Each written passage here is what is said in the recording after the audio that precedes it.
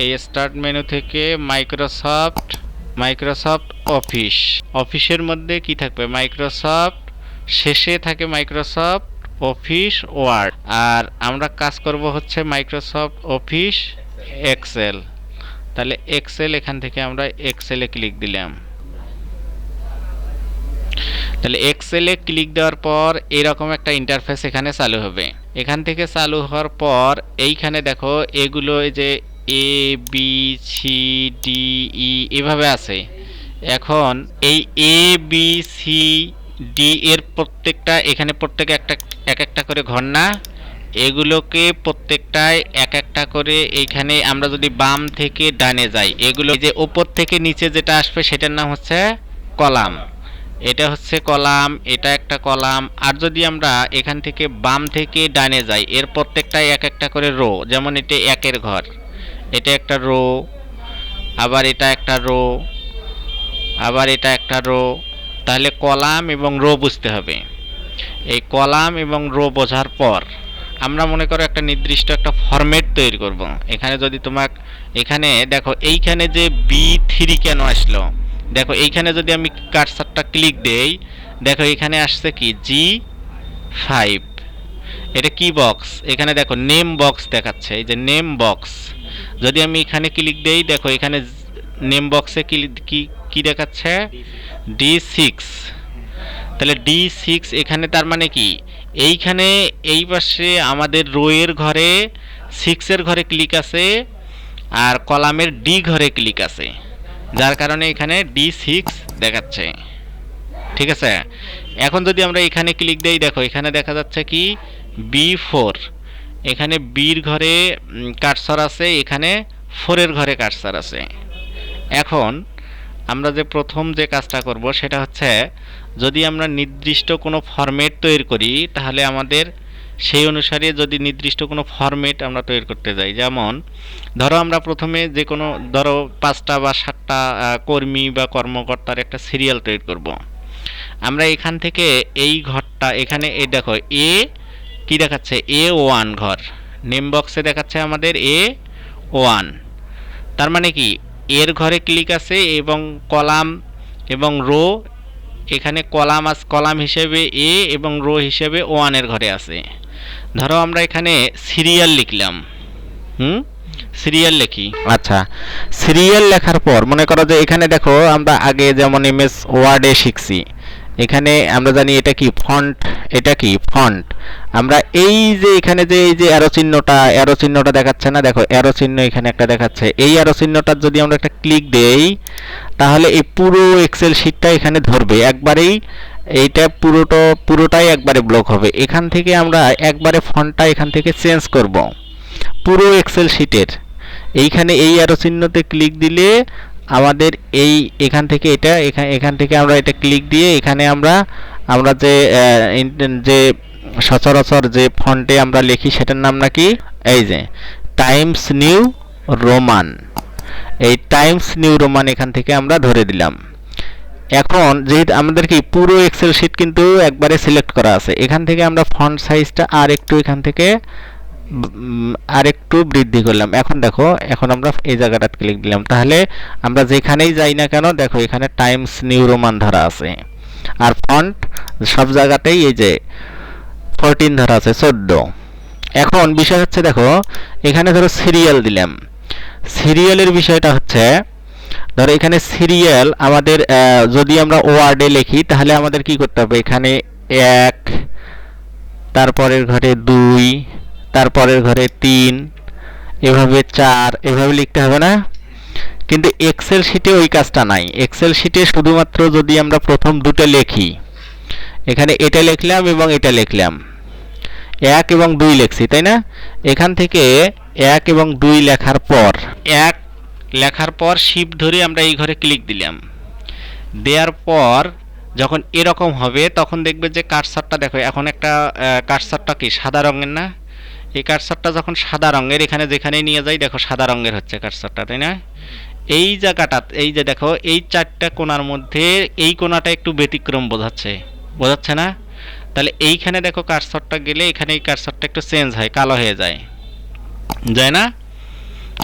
দেখো এখানে যদি আমরা যে কোনোখানে নিয়ে যাই কার্সরটা সাদা থাকে, এখানে যে কোনো জায়গায় নিয়ে যাই, এখানে যে কোনো জায়গায় নিয়ে গেলেই সাদা থাকে, কিন্তু এই জায়গাটায় এই চার কোণার মধ্যে এই কোণাটায় নিয়ে গেলে কার্সরটা একটু চেঞ্জ হয়। এটাও ওই ওই রকম ধরে, ওই কালো রঙের ধরে। এখান থেকে যদি আমরা এটাকে মাউসের লেফট ক্লিক করে যদি আমরা এখান থেকে টানি, দেখো এখানে ডান পাশে দেখো এগুলো সংখ্যাগুলো কি হচ্ছে, বৃদ্ধি পাচ্ছে। এখানে আমরা যত দূর যাব তাহলে এখানে এখানে আমরা টেনে ছাড়িয়ে দিলাম। দেখো তাহলে এক্সেলের এটা একটা খুব মজার একটা বিষয় কিন্তু, যে এখানে তোমাকে ইচ্ছে করে তোমার সিরিয়াল 100 200 তোমার প্রত্যেকবার ওয়ার্ডে যেমন টাইপ করা লাগে, এখানে ওই বিষয়টা কখনোই লাগবে না। এরপর এখানে দেখো এই ঘরটা যেহেতু ব্লক করা আছে, এখান থেকে আমরা ওয়ার্ডে যেরকম শিখছি যে এটা হচ্ছে কি অপশন, সেন্টার। এখানে দেখো সেন্টার অপশন, তাহলে এই লেখাগুলোকে আমরা সেন্টার করে দিলাম। তাহলে সিরিয়াল সহ আমরা এই লেখাগুলোকে এখান থেকে সেন্টার করে দিলাম। এখন ধরো আমরা এখানে আমরা নেম লিখব, সিরিয়ালের পরে একটা নেমের কলাম করব। এখানে আমরা নেম লিখব, এখানে যেমন সিরিয়াল লিখছি এখানে লিখব নেম। নেম লিখলাম। এখন নেম লেখার পরে ধরো আমরা এখানে কয়টা এখানে সিরিয়াল করছি, 10টা। এখন এই 10টার নাম সিরিয়াল যেমন আমরা এখানে করেছি, এখন এখানে মনে করো 10টা আমরা নাম লিখে দেব। এখন আমরা এখানে 10টা নাম আচ্ছা দেখো এখানে আমরা যখন নামগুলো লেখা শেষে, এখানে দেখো একটু লক্ষ্য করলে দেখবে যে এইখানে এই যে আবির নামটা, আপেল, এগুলো নাম ঠিক আছে, কিন্তু এই আলমগীর নামটা যখন লিখছি তখন দেখো এইখানের এই যে কলামটা এখানে মনে হয় পার হয়ে যাচ্ছে, তাই না? যখন এরকম কোনো কলাম পার হয়ে যাবে তখন আমাদের কি করতে হবে? তখন আমাদের এই কাজটা আরও সহজভাবে বোঝার জন্য দেখো এইখানে সিরিয়াল থেকে এই পাশের এই ঘরগুলো, এই যে এই ঘরগুলো এখন যেভাবে দেখা যাচ্ছে, এই ঘরগুলো কখনো কিন্তু প্রিন্টে আসবে না। এই যে এখানে যে ঘরগুলো দেখা যাচ্ছে, এই যে ছোট দাগগুলো, এগুলো যে গ্রাফের মতো দেখাচ্ছে, এগুলো কিন্তু কখনো প্রিন্টে আসবে না। তাহলে এই ঘরগুলোকে আমাদের প্রিন্টে নিয়ে আসার জন্য যে কাজটা করতে হবে সেটা হচ্ছে এই যে দেখো এখানে তোমার হচ্ছে বাট এখানে একটা বর্ডার অপশন আছে। এই অপশনটার নাম কি? Border option. এই বর্ডার অপশনে দেখবে যে অল বর্ডার্স নামে একটা অপশন আছে। অল বর্ডার্স অপশনে যদি আমরা ক্লিক দেই তাহলে এই যে যতগুলো বর্ডার এখানে ধরা আছে, সিলেক্ট করা আছে, এই সবগুলো বর্ডার একবারে দেখা যাবে। দেখো এখানে আমরা ক্লিক দিলাম, তাহলে দেখো এখন বর্ডারগুলো দেখা যাচ্ছে। এখন দেখো এইখানে যে এই যে চম্পা নামটা লিখছি, এই চম্পা নামটা এই কলামটাকে মনে হয় পার হয়ে গেছে। যখন এরকম হবে যে কলামের মধ্যে কোনো সংখ্যা বা কোনো নাম বা কোনো ফন্ট বা কোনো লেখা বা কোনো টেক্সট যদি এইটুকুর মধ্যে না লেখা সম্ভব হয়, অর্থাৎ ক্রস করে, তখন আমরা যখন এই জায়গাটা যখন কার্সার নিয়ে যাব দেখব যে কার্সারটা এখানে চেঞ্জ হবে। হ্যাঁ, কালো হওয়ার পরে এখানে যদি আমরা ডাবল ক্লিক দেই দেখবে যে এখানে যতটুকু জায়গা ততটুকুই ছাড়িয়ে দিবে। তাহলে আমরা এখানে সিরিয়াল শিখলাম, তারপর এখানে নেম। এরপর ধরো এখানে একটা বিষয় হচ্ছে, এখানে এখন আমরা যদি দেই এখানে ওয়েজেস কথাটা আমরা লিখে দেই, তাহলে ওয়েজেস লিখে দিলাম। এখানে এখন মনে করো এখানে আমরা একগুলো কাল্পনিক টাকা বসাবো। এখন কথা হচ্ছে এইখানে এই এক্সেল শিট করার সময় যে বিষয়টা দেখো, আমরা এখানে যখন এই A1 ঘরে ছিলাম এখান থেকেই কাজটা শুরু করছি, তাই না? A1 ঘরে কাজ শুরু করার কারণে আমরা এখানে কি করতেছি, দেখা যায় যে উপরে আমরা এটা একটা যদি ওয়েজেস বা স্যালারি শিট বা মজুরি শিট, ওয়েজেস মানে মজুরি, স্যালারি শিট যদি আমরা তৈরি করতে চাই তাহলে উপরে যে বিষয়টা ছিল, যে উপরে একটা কিছু লেখা ছিল, ধরো যে এটা আমরা যেটা করতেছি সেটাই আমরা উপরে ভুলবশত লিখি নেই, তাই নয়? এখন উপরে আমাদের একটা কলাম দরকার, রো দরকার, তাই না? উপরে একটা এরকম একটা রো দরকার, এরকম একটা রো দরকার যার মধ্যে আমরা কি লিখতে পারবো, যে ওয়েজেস শিট বা মজুরি বিবরণী, এই কথাটা আমরা এই লাইনের উপরে লিখতে হবে তো নাকি? যেটা প্রতিষ্ঠানের নাম হোক, এখন ভুলবশত আমরা সেটা লিখি নেই। এখন এই ঘর থেকে এই ঘরে উপরে আমরা যদি প্রতিষ্ঠানের নাম বা হচ্ছে মজুরি বিবরণী লিখতে যাই তাহলে আমাদের উপরে একটা ঘর দরকার, কিন্তু দেখা যাচ্ছে যে এক্সেল শিটে আমাদের সেই ঘরটা নাই। এখন তাহলে সেই এরকম একটা রো এখানে ইনপুট করতে হবে, আমাদের নিয়ে আসতে হবে। তাহলে নিয়ে আসার জন্য আমাদের কি করতে হবে, এরকম এই ঘরটা এই রোটা আমরা এখান থেকে সিলেক্ট করলাম। এভাবে সিলেক্ট করার পর এখানে মাউস রেখে রাইট ক্লিক দেব, মাউসের রাইট ক্লিক দেব, দেওয়ার পর ইনসার্ট অপশন, দেখো একটা ইনসার্ট অপশন আছে, ইনসার্টে যদি আমরা ক্লিক দেই, ইনসার্টে ক্লিক দিলে বলছে যে দেখো এখানে 4টে অপশন আছে, শিফট সেল রাইট, তারপরে shift cell down, enter row, enter column. অর্থাৎ আমরা এর উপরে এটা এই আমরা বাম থেকে ডানে যেটা যাই সেটার নাম কি, রো, আর উপর থেকে নিচে যেটা যাই সেটা হচ্ছে কলাম। যেহেতু আমাদের এর উপরে একটা রো দরকার, সুতরাং আমরা ইন্টার রো অপশনে লিখে সিলেক্ট করে এখানে ওকে ওকে দিলাম। তাহলে দেখো উপরে একটা লাইন আসছে, উপরে আরও একটা আমাদের এখানে রো আসলো। এখন আমরা এইখানে যদি লিখি যে ওয়েজেস শিট, ওয়েজেস শিট বা কোম্পানির নাম লিখলাম, এখানে যদি আমরা লিখি ওয়েজেস শিট বা কোম্পানির নাম, যদি আমরা এখান থেকে আরও ইনপুট করতে চাই যে এখানে আমাদের কোম্পানির নাম লিখব, পাশাপাশি আবার আর একটা কি ওয়েজেস শিট বা মজুরি বিবরণী লিখব, তাহলে এখানে এটা সিলেক্ট থাকা অবস্থায় কি করতে হবে, এটা সিলেক্ট থাকা অবস্থায় আমাদের এখানের মাউসের রাইট ক্লিক দিয়ে আবার ইনসার্ট, মানে কি ইনসার্টের বাংলা শব্দ কি, প্রবেশ করানো। তাহলে আমরা প্রবেশ করানোতে যদি প্রবেশ করানো এই অপশনে ক্লিক দেই, তাহলে আবার আমরা ইন্টার রো সিলেক্ট করে ওকে ক্লিক দেব। তাহলে আমাদের দেখা যায় যে উপরে আরও একটা রো আসলো। এখন আমরা এখানে যদি লিখি, এখানে একটা কোম্পানির নাম লিখে দেব, যে প্রতিষ্ঠানের হিসাব করতেছি সেই প্রতিষ্ঠানের আমরা একটা নাম লিখব। তাহলে আমরা এই কলাম এই রো দুটো নিয়ে আসছি যখন আমরা পুরো কাজ করার পর, তাই না? তাহলে এই রোটা দেখো যে এখানে আমরা লিখলাম, এটা দেখো এই রো, এই যে আমরা যে প্রতিষ্ঠানের আলমগীর এন্টারপ্রাইজ, এটা দেখো কয়েকটা ঘর মিলে ব্লক হয়েছে, তাই না?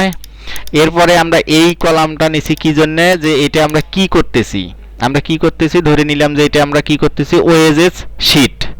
তাহলে আমরা এখানে ওয়েজেস শিট কথাটা লিখে দেই।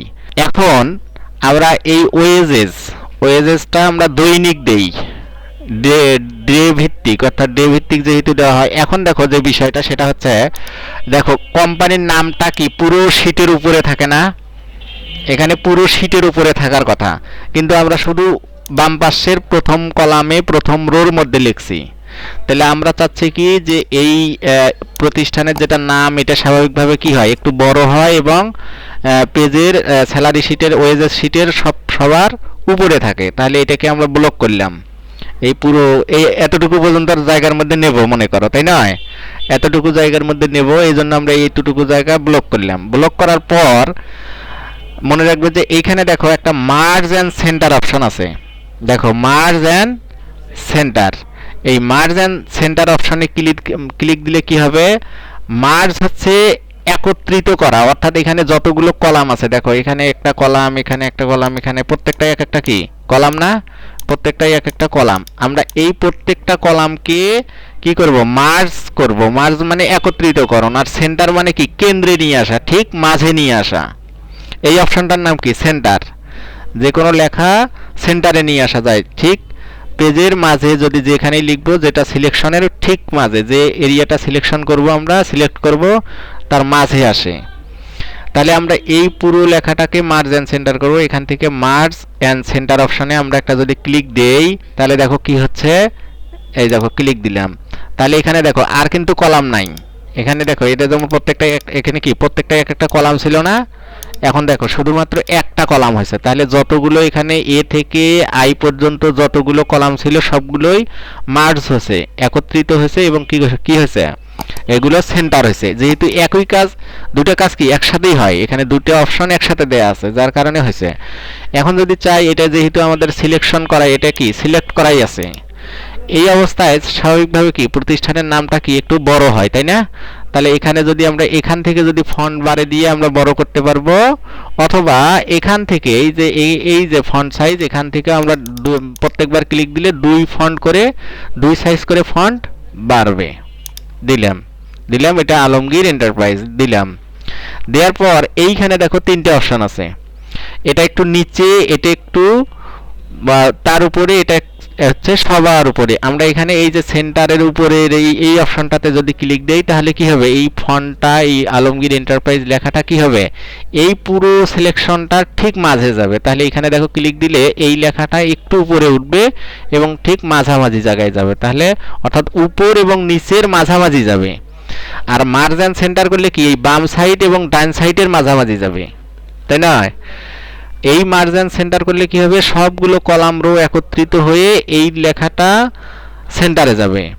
আর যদি এইখানে আমরা ক্লিক দেই তাহলে কি হবে, মিডল অ্যালাইন, অর্থাৎ এখানে উপর এবং নিচের যে জায়গাটা আছে তার ঠিক মাঝখানে যাবে। যে দেখবে যে এখানে যদি ক্লিক দেই দেখো এটা অল্প একটু উপরে উঠছে। আচ্ছা, এটা গেল প্রতিষ্ঠানের নামের পালা। এরপর দেখো আমরা যে যে কাজটা করতেছি, কি এটার নাম কি ছিল, ওয়েজেস শিট। এখানে দেখো ওয়েজেস শিট আমরা শুধুমাত্র বি, এই দেখো B2 কলামে লিখছি, তাই না?